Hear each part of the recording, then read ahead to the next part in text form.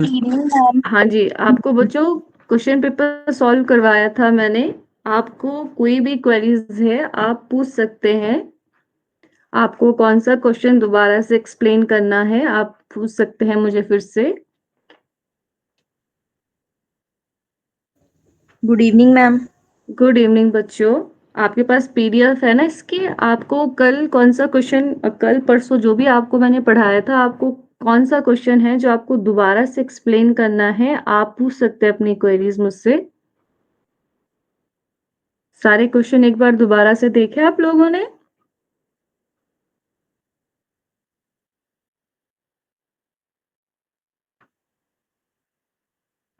आवाज आ रही है बच्चों? Yes ma'am. कोई क्वेरीज है, कोई क्वेश्चन आपको डिफिकल्ट लगा, दोबारा से आपको जानना है किसी क्वेश्चन को?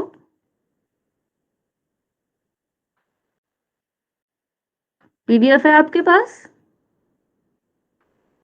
ठीक है, फिर मैं ही आपको पूछती हूँ। ठीक है, मैं ही स्टार्ट करूं? एक बार दोबारा से देख लेते हैं कौन सा क्वेश्चन आपको डिफिकल्ट लगा है, देख लेते हैं। ठीक है, ये वाला क्वेश्चन आपको समझ में आया था?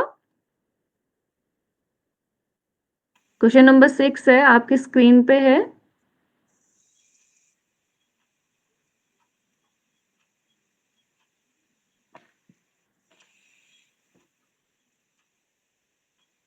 आंसर कीजिए बच्चों, ये क्वेश्चन आपको समझ में आया था? इसका आंसर क्या था? ए। बी आंसर था। समझ में आया था ये आपको? चलो मैं यस आपको मैम। समझाती हूँ। Yes ma'am. दोबारा से समझाना है ये? Yes ma'am.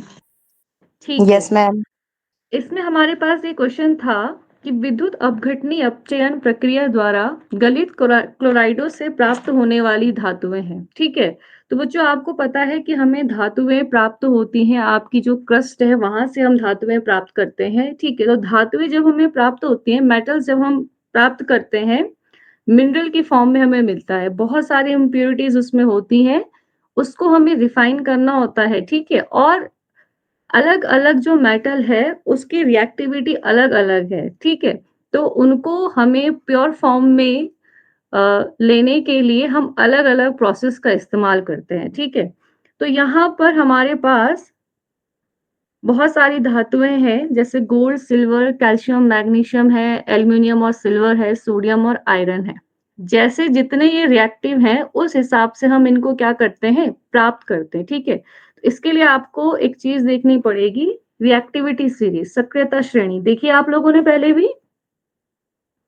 यहाँ यस पर मैम। देखिए, यहाँ पर सबसे ऊपर जो आपके धातुएं हैं, मेटल्स हैं, ये हाईली रिएक्टिव होते हैं। कैसे होते हैं ये? बहुत ज्यादा अभिक्रियाशील होते हैं, हाईली रिएक्टिव होते हैं।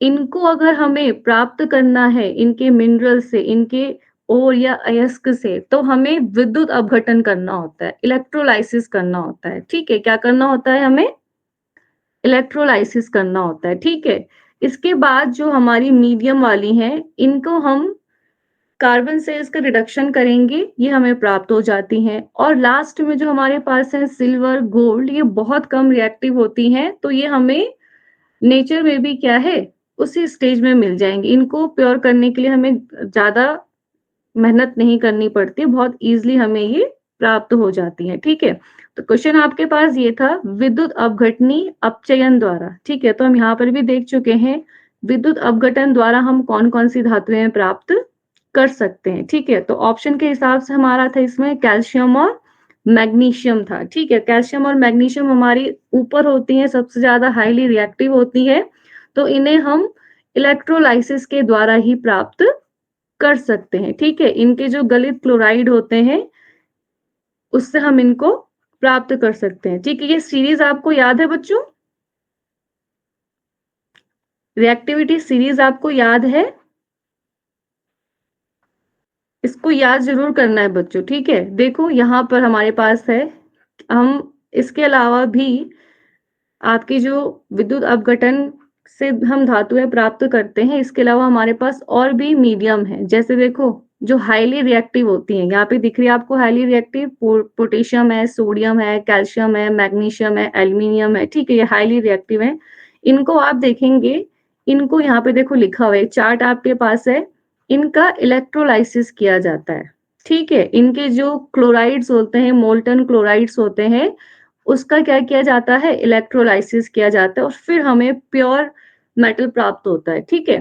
फिर उसके बाद आती है मध्यम अभिक्रियाशील धातुएं, ये है मध्यम अभिक्रियाशील धातुएं, एल्युमिनियम हो, ये आपका देखो यहाँ से लेकर यहाँ तक जो है, ठीक है, मीडियम उसमें जो है।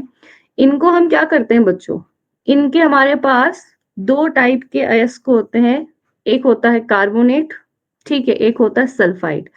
अगर कार्बोनेट होगा तो हम करते हैं निस्तापन, ठीक है, जिसको हम कहते हैं कैल्सिनेशन। और अगर सल्फाइड और हमारे पास है तो हम करते हैं इसका भर्जन, ठीक है, रोस्टिंग जिसे हम कहते हैं। फिर ये कन्वर्ट हो जाते हैं हमारे मेटल ऑक्साइड में, उसके बाद रिडक्शन किया जाता है कार्बन से और फिर हमें प्योर मेटल प्राप्त होता है। क्लियर है इतना? कार्बोनेट एयर्स को समझते हैं आप? जैसे कि आपके पास है जिंक, जिंक का कार्बोनेट एयर्स का क्या हो जाएगा, जिंक के साथ CO3 ऐड होगा बच्चों, ठीक है। उसको आप क्या करेंगे, कम एयर की प्रेजेंस में जब आप उसको हीट करेंगे तो वो बदल जाएगा आपका जिंक ऑक्साइड में, ठीक है। इसी तरह हमारे पास सल्फाइड है, अगर जिंक के साथ सल्फाइड ऐड है तब हम उसका करेंगे भर्जन, ठीक है, और वो रोस्टिंग हम जी मैम। करेंगे और फिर वो कन्वर्ट होगा हमारा मेटल ऑक्साइड में और फिर कार्बन से हम उसका रिडक्शन करेंगे और हमारे पास प्योर जो है क्या आ जाएगी, मेटल हमें मिल जाएगा। इतना क्लियर हुआ आपको? इसमें कुछ पूछना है? पूछना है बच्चे इसमें कुछ? ये वाला क्वेश्चन हो गया ना क्लियर? Yes ma'am. देखो यस यहाँ मैम। पे क्या है आपका, आपकी बुक से ही लिया गया है, देखो। अभिक्रियाशीलता श्रेणी में सबसे ऊपर स्थित धातुएं अत्यंत अभिक्रियाशील होती है, जो मैं आपको पहले भी बता चुकी हूँ, ठीक है। इन्हें कार्बन के साथ गर्म करके प्राप्त नहीं किया जा सकता, कार्बन से इनका रिडक्शन नहीं हो सकता है। क्यों नहीं हो सकता है?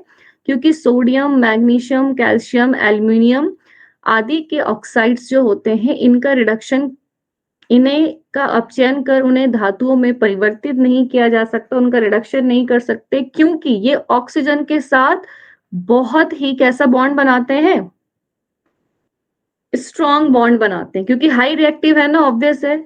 कैसे हैं, हाईली रिएक्टिव है तो ऑक्सीजन के साथ कैसा बॉन्ड बनाएंगे, बहुत स्ट्रॉन्ग बॉन्ड बनाएंगे। और स्ट्रॉन्ग बॉन्ड को हमें तोड़ने के लिए इलेक्ट्रोलाइसिस करना पड़ता है, विद्युत अपघटन करना पड़ता है। क्या करना पड़ता है स्ट्रॉन्ग बॉन्ड को तोड़ने के लिए? विद्युत विद्युत अपघटन। अपघटन या इलेक्ट्रोलाइसिस हम करते हैं, ठीक है। क्या होता है इसमें देखो, सोडियम, मैग्नीशियम और कैल्शियम को उनके गलित क्लोराइड, उनके जो मोल्टन क्लोराइड्स होते हैं सोडियम, मैग्नीशियम और कैल्शियम के, उसका हम क्या करते हैं, इलेक्ट्रोलाइसिस करते हैं, ठीक है। उसमें हम दो, हमारे पास इलेक्ट्रोड होते हैं, एक होता है कैथोड, ठीक है, जिसको हम कहते हैं जो नेगेटिव होता है, एक होता है हमारे पास पॉजिटिव इलेक्ट्रोड जिसको हम एनोड कहते हैं।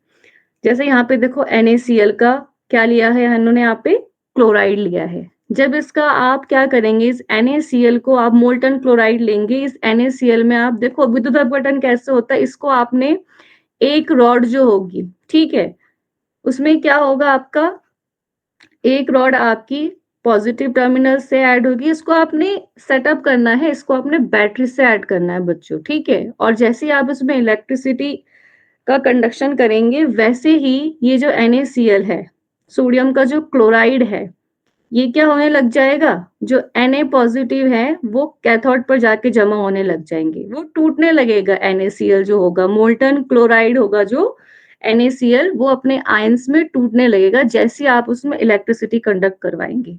तो जो आपका पॉजिटिव वाला है वो कैथोड पे जाके जमा हो जाएगा और आपकी जो क्लोरीन है वो एनोड पे जमा हो जाएगी। क्लोरीन माइनस है ना, तो वो पॉजिटिव पे जमा हो जाएगी। एनोड क्या होता है, पॉजिटिव होता है। दो रॉड हम उसमें डालेंगे, ठीक है। तो इस तरीके से NaCl में से आपको Na अलग मिल गई। ऐसे आप मैग्नीशियम क्लोराइड से मैग्नीशियम को अलग कर सकते हैं इलेक्ट्रोलाइसिस से। ऐसे आप कैल्शियम क्लोराइड में से क्या करेंगे, आपने कैल्शियम क्लोराइड लेना है, एक बीकर में आप उसको लेंगे, ठीक है। आपने उसमें क्या करना है, इलेक्ट्रिसिटी कंडक्ट करवानी है और वो अपने आयंस में टूटना शुरू हो जाएगा। तो जो हाईली रिएक्टिव मेटल्स होते हैं इनको हम क्या करते हैं, इनका इलेक्ट्रोलाइसिस हमें करना पड़ता है। ठीक है, क्लियर है इतना? और ये जो सीरीज है बच्चों, इसको आप याद कीजिए क्योंकि इससे बहुत सारे क्वेश्चंस आपके पास एग्जाम्स में आते हैं। ठीक है, इकोनॉमिक्स भी है इसको याद करने का। किसी को पता है शॉर्ट तरीका इसको याद करने का? आवाज आ रही है बच्चों? आवाज आ रही है, बताना इसको। ठीक है, तो इसको शॉर्ट तरीका है, देखो के से पोटेशियम होता है, एन से सोडियम है, सी से कैल्शियम है, एमजी से मैग्नीशियम है, एल से एल्यूमिनियम, जिंक। तो आप इसको पता कैसे याद कर सकते हैं, इकोनॉमिक्स है काशीनाथ। ठीक है, का यानी पोटेशियम के, नाथ यानी कि Na सोडियम, का कैल्शियम आ जाएगा, काशीनाथ का माली आलू। ठीक है, Al माली से Mg हो जाएगा, Zn से जिंक जरा। ठीक है, Fe से फीके, Pb से पकाता, H से है। ठीक है, हाइड्रोजन हो जाएगा आपका कुछ, कॉपर, Hg हो जाएगा आपका हींग, अजवाइन से आपका Ag हो जाएगा, और Au आपका और पढ़ते। ठीक है, तो इकोनॉमिक्स इसके लिए हमारे पास होता है काशी नाथ का माली आलू जरा फीके पकाता है कुछ हींग अजवाइन और पढ़ते। इस तरीके से आप इस पूरी सीरीज को याद कर सकते हैं, और इससे आपके क्या हो सकते हैं, रिएक्टिविटी सीरीज वाले जो क्वेश्चन है आपके, ठीक है, वो आप सॉल्व कर सकते हैं। डिस्प्लेसमेंट रिएक्शन वाले जो होते हैं ना हमारे पास, डिस्प्लेसमेंट रिएक्शन से भी हम क्या करते हैं, धातुएं प्राप्त करते हैं। हम क्या जानते हैं इसमें कि जो हाईली रिएक्टिव मेटल होते हैं वो लो रिएक्टिव मेटल को उनके कंपाउंड से क्या कर देते हैं, अलग कर देते हैं, उनके सॉल्ट से अलग कर देते हैं। ठीक है, तो ये आपको याद हो जाएगा। क्या बोला मैंने? Yes, ma'am. याद हो जाएगा ना? Yes, ठीक ma'am. है, मैम नेक्स्ट कोई क्वेश्चन देखो, यहाँ पे था सक्रियता श्रेणी में मध्य की धातुओं के निष्कर्षण में भी विस्थापन अभिक्रियाओं की महत्वपूर्ण भूमिका होती है। तो विस्थापन अभिक्रिया बच्चों यही है आपका जो रिएक्टिविटी सीरीज है आपकी, इसमें क्या होगा, आपका जो हाईली रिएक्टिव मेटल होगा वो लो रिएक्टिव मेटल को हटा देगा और हमें धातु प्राप्त हो जाएगी। जैसे यहाँ पर है, यह आपका Fe2O3 है। ठीक है, Al को जब हम इसमें डालेंगे तो Fe अलग हो जाएगा और ये जो Al है वो इसके साथ आ जाएगा। यहाँ पर दोनों की कंडीशन देख लेते हैं हम। यहाँ पे देखो Fe आपका है, Fe से ऊपर एल्युमिनियम कहाँ पे, ऊपर है या नीचे है? ऊपर। ऊपर है। ठीक है, तो ये एल्युमिनियम क्या है, ये ज्यादा पावरफुल है, ज्यादा रिएक्टिव है। ये Fe को इसके ऑक्साइड में से देखो हटा दे रहा है, दिख रहा है आपको? ये Fe2O3 था ना, एल्युमिनियम ज्यादा रिएक्टिव था, उसने क्या किया, इस O को हटा दिया, खुद उसकी जगह पे आ गया और Fe क्या हो गया, हमें अलग हो गया। तो इस तरीके से भी हम धातुएं प्राप्त कर सकते हैं। हमें इस Fe2O3 से Fe मिल गई, किसकी हेल्प से, डिस्प्लेसमेंट रिएक्शन की हेल्प से। ठीक है, अगर मैं इस Fe2O3 में कॉपर को डालूंगी तो कोई रिएक्शन होगी?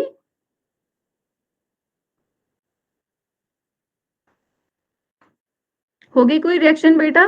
क्या कॉपर Fe2O3 में से Fe को रिप्लेस कर सकता है? No, ma'am. नहीं कर सकता। क्लियर है ना ये आपको? Yes, ma'am. इसके अलावा और कोई क्वेश्चन? पेपर देखा है ना आपने? Yes, ma'am. कोई और क्वेश्चन बताना है? ये वाला समझ में आया था आपको?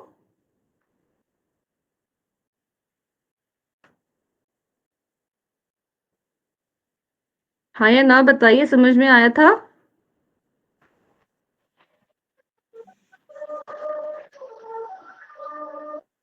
दोबारा से करना है ये एक्सप्लेन? Yes, ma'am. एक ही बच्चे की आवाज आ रही है, बाकी बच्चे कहाँ है? Yes ma'am. करना है एक्सप्लेन या आ गया था समझ में? Yes, ma'am. एक बार दोबारा। दोबारा एक्सप्लेन करना है, ठीक है। देखो बच्चों, हमारे पास ये सर्किट दिया है, ठीक है, इलेक्ट्रिक सर्किट है हमारे पास। आप देख रहे हैं यहाँ पर हमारे पास इसमें रेजिस्टेंस प्रतिरोध को जोड़ा गया है। एक हमारे पास ये है 10 ओम, एक है 15 ओम, यहाँ पर है 60 और ये है 40, ठीक है। आप देख रहे हैं कि ये कौन से क्रम में जुड़ा है बच्चों? समांतर या श्रेणी, पैरेलल या सीरीज में जुड़ा है? श्रेणी क्रम, समांतर नहीं बेटा, समांतर। श्रेणी क्रम नहीं, समांतर क्रम में जुड़ा है, ठीक है। तो आपको सबसे पहले क्या करना होता है, ये जो आपका समांतर क्रम होता है इसको आपको श्रेणी में कन्वर्ट करना है, इन दोनों को श्रेणी में लाना है। तो आपको क्या करना पड़ेगा, सबसे पहले इसे सॉल्व करना होता है। आप इसे भी सॉल्व कर सकते हैं, इसे भी सॉल्व कर सकते हैं, दोनों को अलग अलग आप क्या करेंगे, सॉल्व करेंगे। तो यहां से हम पहले इसका टोटल रेजिस्टेंस निकालेंगे, कुल प्रतिरोध निकालेंगे, फिर हम इसका कुल प्रतिरोध निकालेंगे और दोनों को फिर हम सीरीज में जोड़ देंगे, श्रेणी में जोड़ देंगे। तो आपका इस पूरे सर्किट का क्या आ जाएगा, कुल प्रतिरोध आ जाएगा। जैसे हमने किया भी था, यहाँ पे देखो, हमने पहला वाला जो लिया है समांतर क्रम, जो पैरेलल आपका होता है, कनेक्शन होता है, इसमें आप देखेंगे कि 1/RP equals to 1/R plus 1/R, ठीक है। जितने भी हैं आप इसको 1 करके जोड़ते रहेंगे। तो हमारे पास सिर्फ दो ही है यहाँ पे, 10 और 15। पहले हम सिर्फ अलग से इसको जोड़ेंगे बच्चों, ठीक है। तो आपको पता है ये सॉल्व करके हमारे पास कितना आ गया था, 6 ओम आ गया था, ठीक है। नेक्स्ट हमारे पास फिर ये था, इसको भी हमने सेम तरीके से जोड़ना है, फॉर्मूला पता है ना आपको, 1/R में लिखते हैं हम, ठीक है। जितने भी आपके पास प्रतिरोध है उनको आप इसी तरीके से ऐड करेंगे। तो इस वाले का हमारे पास आ गया था 24, ठीक है। यहाँ पर आप देखेंगे इसका आ गया था 6 ओम, इसका आ गया हमारे पास 24 ओम। पहले हम इनको सॉल्व करते हैं बच्चों, ठीक है। अब दोनों हमारे पास आ गए, दोनों को अब हम सीरीज में जोड़ देंगे। इस तरीके से हमने सीरीज में जोड़ दिया था, R1 और R2 करके हमने जोड़ दिया था। तो टोटल हमारे पास जो प्रतिरोध आ गया था, रेजिस्टेंस आ गया था सर्किट का, वो कितना आ गया था, 30 ओम आ गया था। कितना आ गया था, 30 ओम, ठीक है। यहाँ पर देखो आप, ये रहा आपका कुल प्रतिरोध पूछा है ना। तो पहले वाले का आंसर हमारे पास, पहले हमने इसको सॉल्व किया, इसको सॉल्व किया, फिर हमने दोनों को सीरीज में जोड़ दिया। आपको सबसे पहले कभी भी समांतर पैरेलल वाला दिया होगा तो आपने क्या करना है, पैरेलल कॉम्बिनेशन जब भी दिया होगा आपने उसको किसमें लाना है, सिंपल आपने उसका टोटल वो निकालना है, रेजिस्टेंस निकालना है, फिर दोनों को आपने सीरीज में जोड़ देना है, ठीक है। तो दोनों को सीरीज में जोड़ के 30 आ गया था। उसके बाद हमें पूछा गया था इसमें धारा आपकी, आपका जो करंट है वो कितना यूज हो रहा है। तो आई हमारे पास निकालना है, आर हमने 30 निकाल दिया है, वी हमारे पास दिया है 15 वोल्ट। तो फॉर्मूला क्या होता है, I equals to V upon R, ठीक है। तो V की वैल्यू 15 थी, R की 30 थी, हमारे पास I की वैल्यू निकल के आ गई 1/2 एम्पियर। आपको पता है करंट को हम I से डिनोट करते हैं और उसका जो यूनिट होती है वो एम्पियर होती है, ठीक है। तो नेक्स्ट भी हमारे पास आ गया था। फिर उसके बाद हमारे पास 10 ओम और 15 ओम जो हमारे पास पैरेलल कॉम्बिनेशन में है, इनके बीच का हमें पोटेंशियल डिफरेंस, ठीक है, विभवांतर पूछा गया है, ठीक है। तो विभवांतर कैसे निकालेंगे हम इनके बीच का, यहाँ का आर कितना निकला था, वी निकालना है बच्चों, हाँ 6 ओम निकला था, वेरी गुड। आई कितना निकाला हमने, 1/2 निकाला आई, है ना। तो हमें इसके बीच का v निकालना है, तो वही सेम फॉर्मूला हम लिखेंगे, ये रहा v equals to I R. बच्चों आपको एक फॉर्मूला अगर पता है तो आप ये बाकी फॉर्मूले बना सकते हैं, r equals to V upon I होता है ना। तो सेम आपका यहाँ पर क्या हो गया, ये था ना, I equals to V upon R. तो आपने क्या किया, इस v को आपने यहाँ रखा, ये r आपका यहाँ चला गया, ये वाला फॉर्मूला आ गया आपका, v equals to I R. I की जगह 1/2, R की जगह 6 और V आ गया 10 ओम और 15 ओम के लिए जो पैरेलल कॉम्बिनेशन में थे 3 वोल्ट आ गया। कितना आ गया? 3 वोल्ट आ गया। ठीक है, क्लियर है इतना? Yes ma'am. ठीक है, और कोई क्वेश्चन?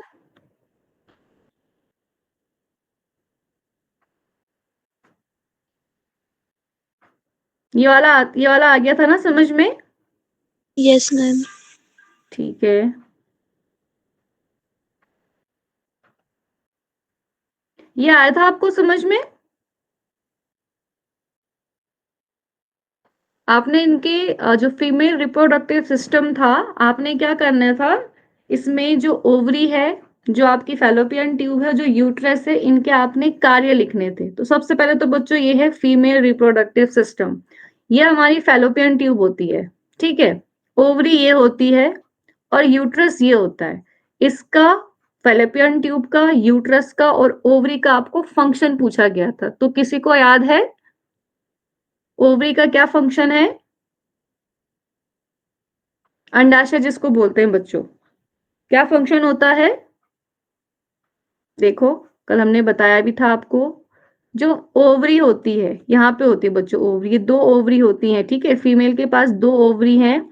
यहाँ पर क्या होता है, आपका फॉर्मेशन होता है फीमेल गैमेट का। किसका फॉर्मेशन होता है? मादा युग्मक, जिसको हम ओवा कहते हैं। क्लियर है इतना? क्लियर है इतना बच्चों? उसके बाद यस ये जो आपका फीमेल गैमेट ओवा है, ये आपका पहुंचता है कहां पर? ये फैलोपियन ट्यूब। कहां पर पहुंचता है? Fallopian tube. अब फैलोपियन ट्यूब का क्या काम है बच्चों? यहां पर आप देखेंगे, ये फैलोपियन ट्यूब में यहां से आपका ओवा पहुंचा। ठीक है, हर मंथ आपका क्या होता है, एक जो एग है जिसको हम ओवा कह रहे हैं, वो आपका रिलीज होगा दोनों में से किसी एक ट्यूब में से। ठीक है, एक ओवरी में से, और यहां पहुंचेगा। कहां पहुंचेगा? फैलोपियन ट्यूब में पहुंचेगा। ठीक है, यहां पर आकर जो स्पर्म है, यहां पर क्या होता है, फ्यूजन होता है, जिसको हम फर्टिलाइजेशन कहते हैं। तो फैलोपियन ट्यूब में हमारा क्या है, साइट ऑफ फर्टिलाइजेशन, निषेचन होता है। कहां पर? फैलोपियन ट्यूब में। तो आप इसका फंक्शन क्या लिख सकते हैं कि फैलोपियन ट्यूब में निषेचन होता है। क्या होता है? निषेचन। और निषेचन किसे कहते हैं? आपका मादा युग्मक और नर युग्मक, मेल गैमेट और फीमेल गैमेट का जो फ्यूजन है, उसको हम निषेचन कहते हैं। ठीक है, यहाँ से उसके बाद आ गया यूट्रस। इसके बाद बच्चों यहाँ पर जो सेल होती है आपकी, जो आपका निषेचन के बाद बनी है, आपका जाइगोट बन जाता है, युग्मनज बनता है, वो आपका आ जाता है यूट्रस में। और यूट्रस में किसी एक जगह पर ये इम्प्लांट हो जाएगा। ठीक है, और वहां पर ये ग्रो करने लगता है। क्लियर है इतना? तो यूट्रस का फंक्शन क्या था आपका?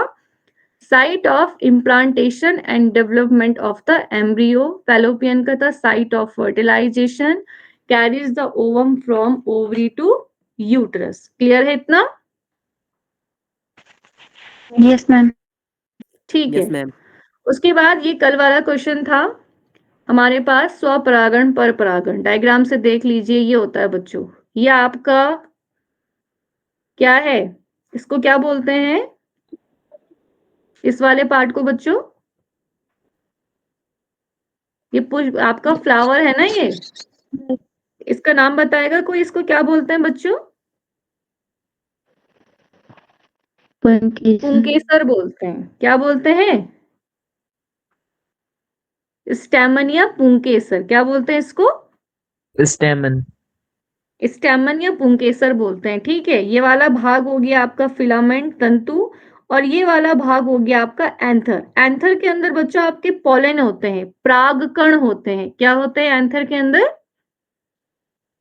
परागकण, जिनको हम पोलन कहते हैं। ठीक है, आपके जैसे डस्ट के पार्टिकल्स होते हैं, उसी तरीके से ये आपके परागकण होते हैं। कभी आपने गुड़हल का फूल देखा होगा, ठीक है, उसमें आपको बहुत क्लियर दिखते हैं। आप कभी उसको टच करो तो उसमें ऑरेंज ऑरेंज कलर का कुछ मटेरियल है, वो आपके हाथ में लग जाएगा, तो वो पोलन ही होते हैं बच्चों। ठीक है, ये वाला हिस्सा जो होता है, इसको हम कहते हैं स्त्री केसर, ये पूरा जो है। ठीक है, ये वाला हिस्सा होता है स्टिग्मा, ये होता है स्टाइल और ये होता है ओवरी, अंडाशय। वर्तिका, वर्तिकाग्र और अंडाशय। सेल्फ पॉलिनेशन, स्वपरागण में क्या होता है, जब आपका एक ही फूल में पॉलन ग्रेन कहाँ जाए, वर्तिकाग्र पर, वर्तिका पर जाए, तो वो आपका सेल्फ पॉलिनेशन होता है। ठीक है, माना कि एक पेड़ में ये फूल लगा है, इसमें आपके दोनों चीजें हैं, इसमें आपका क्या है, पुंकेसर भी है, स्त्री केसर भी है। यहां से परागकण अगर जो आपकी स्टिग्मा वर्तिका पर पहुंच रहे हैं एक ही पेड़ में, ठीक है, तो वो आपका सेल्फ पॉलिनेशन कहलाता है। क्या कहलाता है, स्वपरागण कहलाता है। ठीक है, एक ही फूल में या एक ही पेड़ के फूल में अगर वो पहुंच रहे हैं। अगर आपके जो परागकण हैं वो दूसरे फूल के, दूसरे पेड़ के फूल पर पहुंच रहे, दूसरे पेड़ का जो फूल है उसका जो स्टिग्मा है वहां पर पहुंच रहे हैं, तो वो क्रॉस पॉलिनेशन कहलाता है। क्या कहलाता है वो, क्रॉस पॉलिनेशन कहलाता है। ठीक है, क्लियर हुआ इतना। पॉलिनेशन तो पता है ना आपको, Yes, ma'am. पॉलिनेशन क्या होता है, परागकण का कहाँ पहुंचना, स्टिग्मा पर पहुंचना, वर्तिका में पहुंचना। ठीक है, और एक कंडीशन और है कि आपके जो फूल है, आपका जो पुष्प है, ठीक है, वो एक ही स्पीसीज, एक ही प्रजाति का होना चाहिए। ऐसा नहीं है कि आपके जो कद्दू के पॉलन ग्रेन्स हैं वो लौकी के स्टिग्मा पे जाएंगे, नहीं, ऐसा नहीं होगा, वहां पे पॉलिनेशन नहीं होगा, सेम स्पीसीज होनी चाहिए। ठीक है, क्लियर है Yes, इतना। ma'am. Yes, ma'am. Yes. ये वाला भी आपको समझ में आ गया था। Yes. यहाँ पर लेंस की क्षमता हमें पूछी थी -2.5 डायोप्टर। ठीक है, तो सीधी सी बात है बच्चों, जहां पर भी लेंस की जो पावर है वो माइनस में आती है, वो क्या होता है आपका, कॉनकेव लेंस होता है। ठीक है, अवतल लेंस होता है। आप लोग भी अगर स्पेक्स का या चश्मे का इस्तेमाल करते हैं तो आप लोगों ने देखा होगा, जब भी आप अपना आई चेकअप कराते हैं तो या तो आपका नंबर किस में आएगा, माइनस में आता है, या तो किस में आता है, प्लस में आता है। मोस्टली जो 40 से नीचे लोग होते हैं उनका माइनस में ही आता है। ठीक है, तो वो माइनस Yes, क्या ma'am. दिखा रहा है, वो माइनस ये दिखा रहा है कि डॉक्टर आपको अब किस चीज की कौन सा लेंस यूज करने को बोलेगा, कॉनकेव लेंस यूज करने को बोलेगा, अवतल लेंस इस्तेमाल करने को बोलेगा। अगर आपका प्लस में होती इसकी क्षमता तो आप कॉन्वेक्स लेंस इस्तेमाल करते। ठीक है, वो मोस्टली 40 प्लस, ये जो हमारे ओल्ड एज वाले होते हैं उनका ये वाली प्रॉब्लम ज्यादा देखने को मिलती है।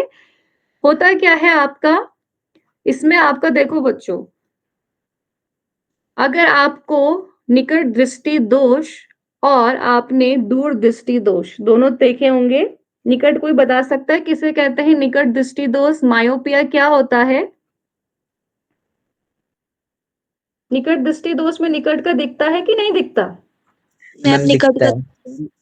निकट का नहीं दिखता. दूर का नहीं दिखता। दूर का नहीं दिखता बच्चों। ठीक है, नाम से कंफ्यूज नहीं होना है, बहुत कंफ्यूजन होता है नाम से। निकट दृष्टि दोष में निकट का दिखता है, दूर का नहीं दिखता। ठीक है, Yes, ma'am. निकट का दिखता है और दूर का नहीं दिखता। ठीक है, मायोपिया जिसे हम कहते हैं। और दूर दृष्टि दोष में दूर का दिखता है लेकिन निकट का मैम दूर का नहीं दिखता। निकट का नहीं दिखता। हाँ, वेरी गुड। ठीक है, वो आपका दूर दृष्टि दोष है। कई बार नाम से कंफ्यूजन हो जाता है, नाम में जब आप सुनते हैं निकट दृष्टि दोष तो हमें लगता है कि शायद निकट का नहीं दिख रहा है, लेकिन निकट का दिखता है बच्चों, दूर का नहीं दिखता। आपका जो, आपकी जो आईलेंस आपका जो है उसका जो फोकस है वो निकट आ जाता है, वो दूर तक नहीं रह जाता आपका। ठीक है, और वहां पर हम इस्तेमाल करते हैं कॉनकेव लेंस अगर हमें दूर का नहीं दिख रहा है। ठीक है, आप में से है किसी को ये प्रॉब्लम, Yes, ma'am. दृष्टि दोष मेनली आपको यही होगा, मायोपिया ही होगा आपको, है ना, Yes, ma'am. माइनस में ही आपका नंबर होगा। अगली बार आप जाओगे तो देखना पावर आपका माइनस में, डॉक्टर से आप चेकअप कराएंगे तो माइनस में वो आपका, उसके जो आप लेंस यूज कर रहे होंगे वो माइनस में होगा। कॉनकेव लेंस आप यूज कर रहे होंगे अगर आपको मायोपिया है तो, ठीक है। मुझे भी सेम प्रॉब्लम है, तो मैं भी क्या है मैं भी मायोपिया की शिकार हूँ, ठीक है। मैं भी कॉनकेव लेंस यूज करती हूँ बच्चों। यहाँ पे फोकस दूरी निकालनी थी हमें इसकी। देखो क्षमता तो हमें पता आ गई, इस लेंस की पावर तो हमें पता है, लेकिन हमें पूछा था, नाम भी हमें पता चल गया कॉनकेव है, हमें इसकी फोकस दूरी पूछी थी, ठीक है। तो अगर आपके पास पावर दी गई है तो आप फोकस दूरी निकाल सकते हैं। तो फॉर्मूला होता है F इक्वल्स टू 1/P, या आपने कहीं पर देखा होगा P इक्वल्स टू 1/F भी लिखा होता है, ठीक है। तो अगर 1/P या 1/F लिखा है तो आपकी जो फोकस दूरी है, फोकल लेंथ है, वो आपकी मीटर में अगर होगी तो हम 1/P या हम यहाँ पर 1/P लिखेंगे, ठीक है। और अगर आपको सेंटीमीटर में निकालनी है तो वो 100 हो जाएगा बच्चों, 100/P। तो हम सेंटीमीटर में इसको निकालेंगे, ठीक है। हमारे पास आ गया 100, पावर हमारे पास 2.5 ऑलरेडी है, माइनस में है दी गई, ठीक है। तो हमारे पास इस लेंस की फोकस दूरी कितनी आ जाएगी, 40 सेंटीमीटर। यानी वो कॉनकेव लेंस जिसकी फोकल लेंथ 40 सेंटीमीटर है, उसकी पावर कितनी होगी, 2.5 डायोप्टर होगी, ठीक है। उसके बाद आपके पास आता है ये वाला क्वेश्चन, ठीक है। किसी लेंस के लिए आवर्धन m, मैग्निफिकेशन का मान -2 है, ठीक है। तो बच्चों यहां पर आपने क्या करना था, नए कार्तीय चिन्ह परिपाटी का उपयोग करते हुए, यह मानते हुए कि बिंब इस लेंस के प्रकाशिक केंद्र से 20 सेंटीमीटर दूरी पर है, निम्नलिखित का उल्लेख कीजिए। तो सबसे पहले तो आप ये जो आपका न्यू कार्टेशियन साइन कन्वेंशन है, इसको हम देख लेते हैं, फिर जाके हम ये आगे के क्वेश्चन सॉल्व करेंगे, क्योंकि इसी को हमने देख के क्या करना है, ये सारे आंसर देने हैं, ठीक है। तो देख लेते हैं इसको। ये है बच्चों साइन कन्वेंशन फॉर लेंस, ठीक है। ये आपका कौन सा लेंस है, कॉन्वेक्स। कॉन्वेक्स लेंस है, बीच में मोटा होता है ना, ठीक है।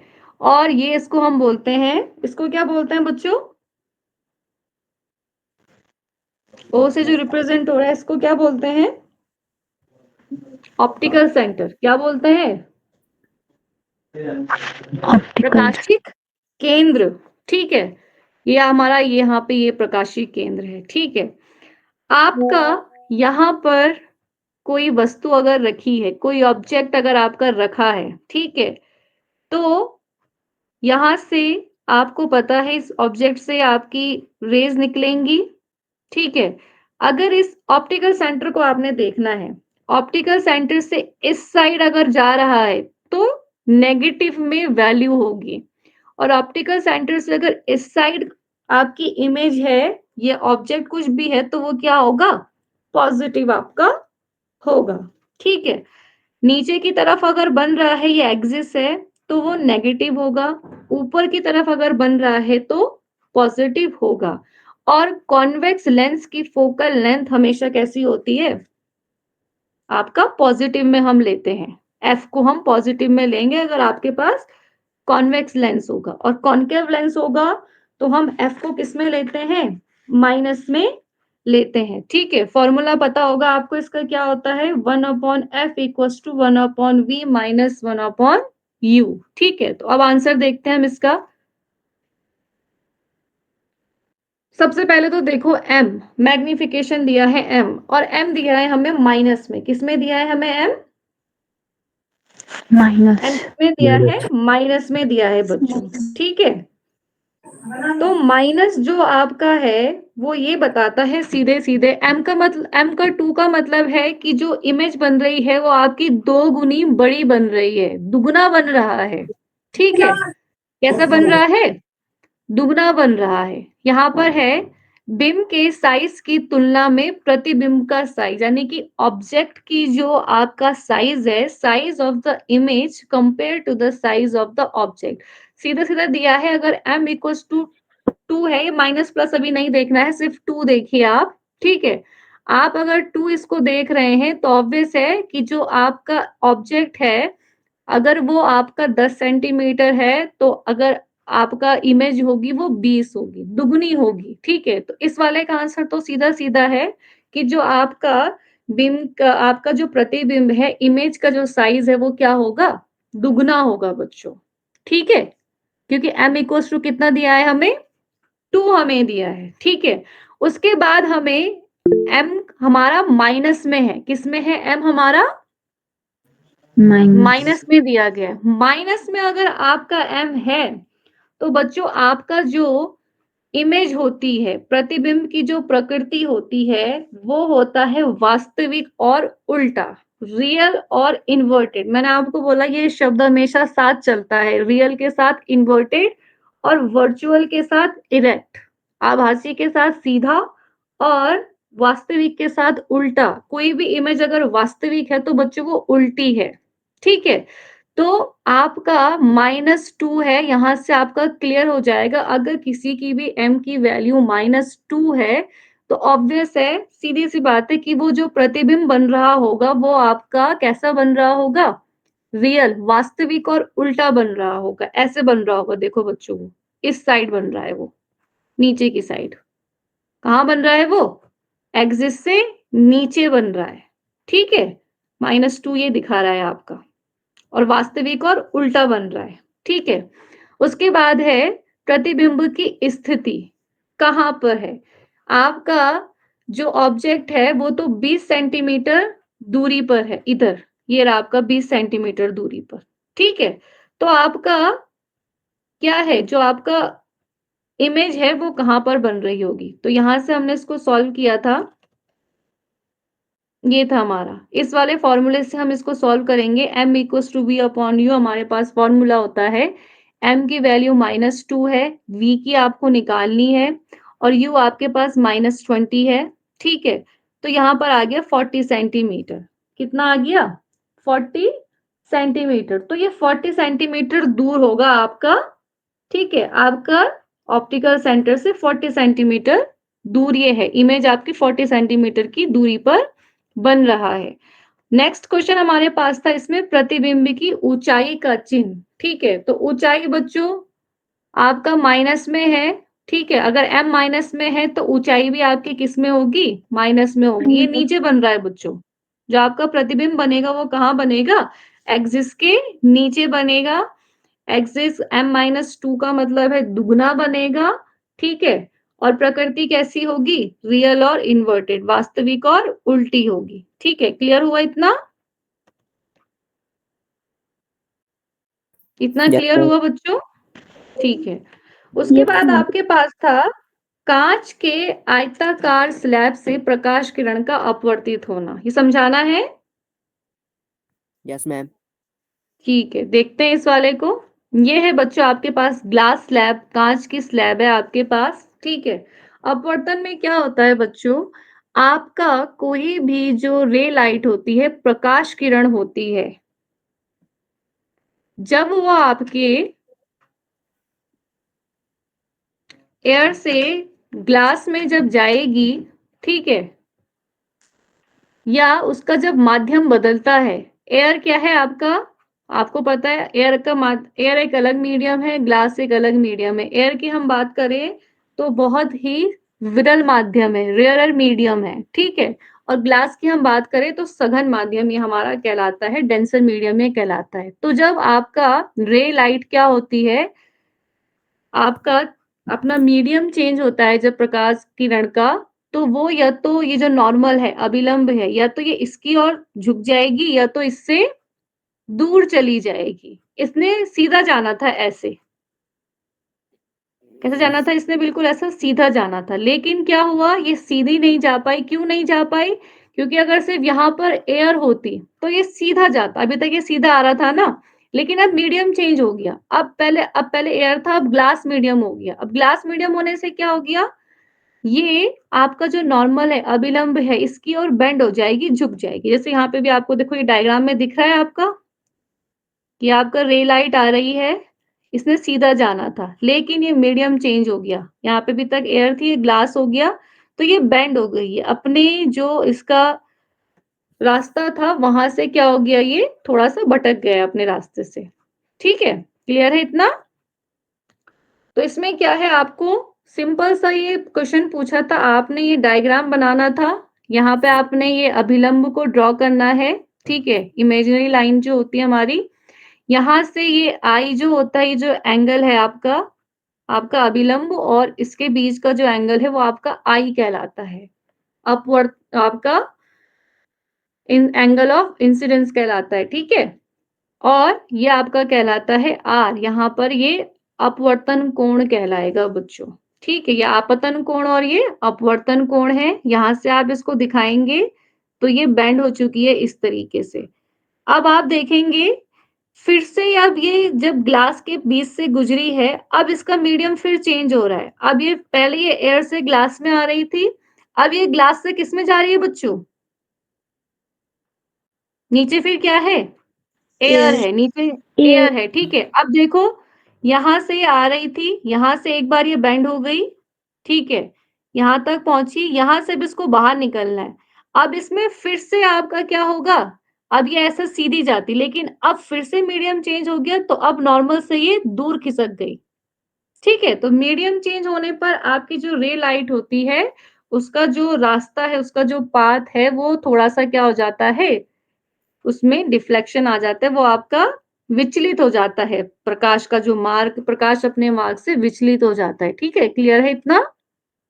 सिंपल आपने ये डायग्राम बनाना था, ये आपको बच्चों प्रैक्टिकल भी है। ठीक है, ग्लास स्लैब वाला आपको करवाया भी गया होगा और आगे करवाया भी जाएगा आपको। ठीक है, नेक्स्ट आपके पास था स्नेल का नियम, क्या था? State Snell law of refraction of light. तो देखो बच्चों, स्नेल का लॉ क्या है, ये आपका रिफ्रैक्शन के ऊपर ही है बेस्ड। ठीक है, इसमें है आपका जो रेशियो होता है sine of angle of incidence, angle of incidence ये है बच्चों। ठीक है, और एंगल ऑफ रिफ्रैक्शन, ये आपका एंगल ऑफ रिफ्रैक्शन है।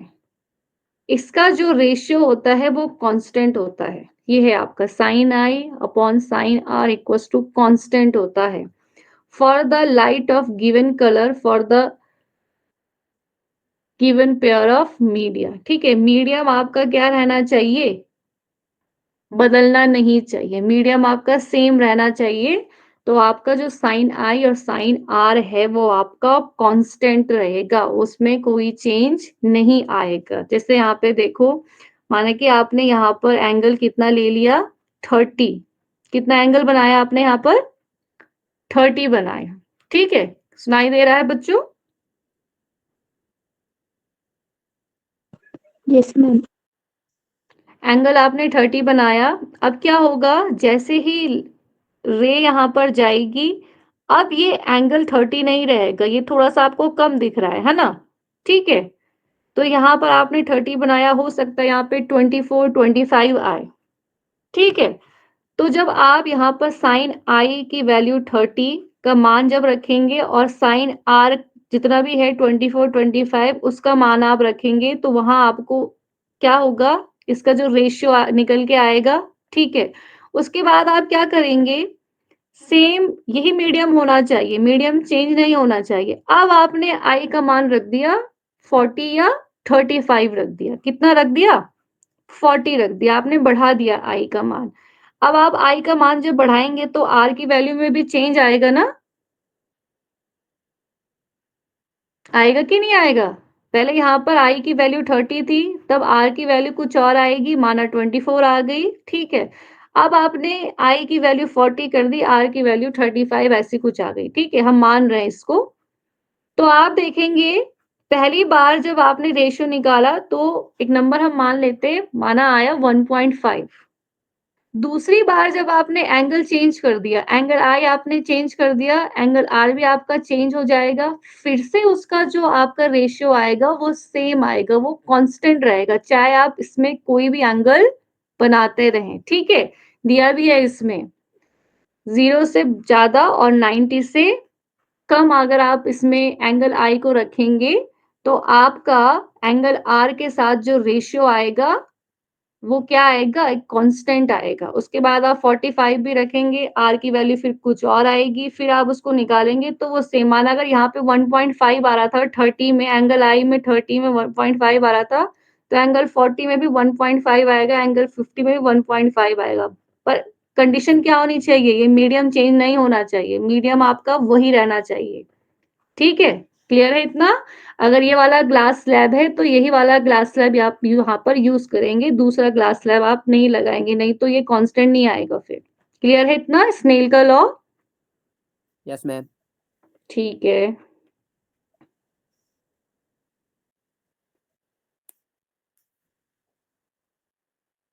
और कोई क्वेश्चन बच्चों?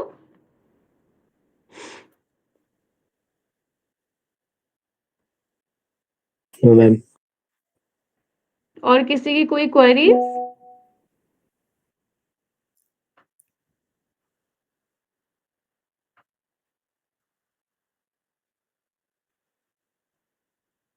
प्रतिरोध और प्रतिरोधकता के बीच संबंध लिखिए। तो बच्चों संबंध ये होता है, प्रतिरोध और प्रतिरोधकता के बीच का संबंध ये होता है बच्चों, ठीक है?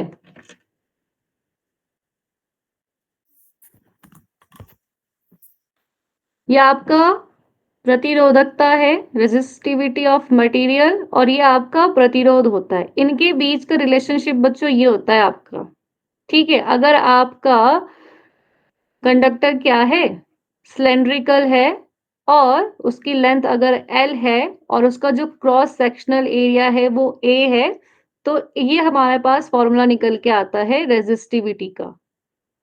ठीक है, इसको देख के हमने क्या करना था, इसका हमें क्या निकालना था, एसआई यूनिट निकालनी थी। तो बहुत इजी होता है बच्चों, आपका जो फॉर्मूला है आप इन सब की क्या रख देंगे, एसआई यूनिट अगर आप रख देंगे तो इसकी एसआई यूनिट निकल के आ जाएगी। तो हमने वही चीज की, हमने आर की एसआई यूनिट ओम रखी, एरिया की आपको पता है मीटर स्क्वायर होती है और लेंथ की मीटर होती है, मीटर से 1 मीटर आपका क्या हो जाएगा, कैंसिल हो जाएगा, और आपका इसका जो यूनिट आ गई वो ओम मीटर आ गई। बस इतना इजी था, ठीक है? अब इसके बीच का संबंध जो इसकी डेरिवेशन अलग होती है बच्चों, ठीक है? वो नहीं पूछी है यहाँ पे।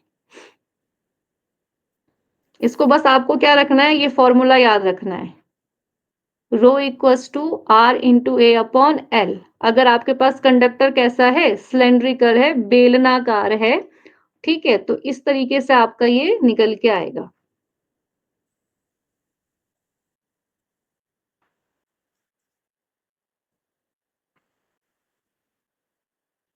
गुणसूत्र क्या होते हैं, क्रोमोसोम्स क्या होते हैं, ये बताना है। एक लास्ट क्वेश्चन करते हैं फिर क्लास एंड करते हैं बच्चों, ठीक है? देखो क्रोमोसोम हमें पूछा गया था, हमने लिखा था ये होते हैं बच्चों क्रोमोसोम्स। आपकी जो सेल है, सेल के अंदर क्या होता है, न्यूक्लियस होता है। न्यूक्लियस के अंदर इस तरह का जो आपकी संरचना है ये आपके क्रोमोसोम्स हैं, और इन क्रोमोसोम्स के अंदर आप देखोगे तो ये डीएनए होता है, ठीक है? तो थ्रेड लाइक स्ट्रक्चर, धागे जैसी संरचना जो कोशिका के नाभिक में पाई जाती है, केंद्रक में पाई जाती है, उसको हम क्या कहते हैं, क्रोमोसोम कहते हैं। और 23 पेयर ऑफ क्रोमोसोम्स होते हैं हमारी सेल्स में, ठीक है? क्लियर है इतना? Yes ma'am. उसके बाद था कि लैंगिक जनन, सेक्सुअल रिप्रोडक्शन में डीएनए की मात्रा, ठीक है, डीएनए की मात्रा कैसे क्या स्टेबल रहती है, या क्रोमोसोम्स हमारे कैसे स्टेबल रहते हैं। आपको पता है कि जब आपका मेल गैमेट और फीमेल गैमेट जब आपका है उसमें जब फ्यूजन होता है तो होना ऐसा चाहिए, जब इसमें भी 23 है इसमें भी 23 है तो टोटल 46 हो जाना चाहिए ना, 46 पेयर हो जाने चाहिए, लेकिन 46 पेयर नहीं होते, 23 पेयर ही रहते हैं। ऐसा किस वजह से होता है, तो ऐसा होता है बच्चों मियोसिस की वजह से। किसकी वजह से होता है, मियोसिस। मियोसिस में क्या होता है, आपकी जो डिप्लॉइड सेल होती है उसमें वो सबसे पहले कन्वर्ट हो जाती है हैप्लॉइड सेल्स में, आपके नंबर ऑफ क्रोमोसोम हाफ हो जाते हैं, ठीक है? और जब ये दो सेल्स आपस में मिलती हैं, फीमेल गैमेट, यहाँ पर आपने देखा ये हाफ नंबर हो चुके हैं क्रोमोसोम्स के, सेम मेल के भी क्या हो चुके हैं, हाफ नंबर हो चुके हैं क्रोमोसोम के, ठीक है? और जब ये आपके मिलेंगे तो फिर से आपका क्या हो जाएगा, 2n हो जाएगा। तो मियोसिस में क्या होता है, आपका जब भी लैंगिक जनन होता है तो वहां पर मियोसिस होता है। मियोसिस में नंबर ऑफ क्रोमोसोम्स हाफ हो जाते हैं बच्चों, ठीक है। जिस वजह से आपका जो क्रोमोसोम की क्वांटिटी है, या हम कहेंगे डीएनए की जो आपका कंटेंट है, वो आपका स्टेबल रहता है, वो ज्यादा कम ज्यादा नहीं होता। क्रोमोसोम के नंबर आने वाली जनरेशन में भी उतने ही पेयर होंगे जितना एक ह्यूमन सिंगल ह्यूमन में होता है, ठीक है। क्योंकि सेल्स क्या हो चुकी है, जुड़ने से पहले ऑलरेडी हाफ हाफ हो गई थी, तो हाफ हाफ जुड़ के फिर से वो क्या हो जाती है, ऐसी हो जाती है जैसे आपको दिख रही है। फिर से उतने ही पेयर आ जाएंगे, 26 पेयर, वो 23 पेयर आ जाएंगे। क्लियर है इतना? Yes, ma'am. Ma'am, ठीक है, 25. फिर और कोई क्वेरीज है? Ma'am, turn to 5 question. No, ma'am. 25 question, Yes, ma'am. Wait, हाँ थोड़ा हमें सेकंड पीपीटी देखनी पड़ेगी इसके लिए।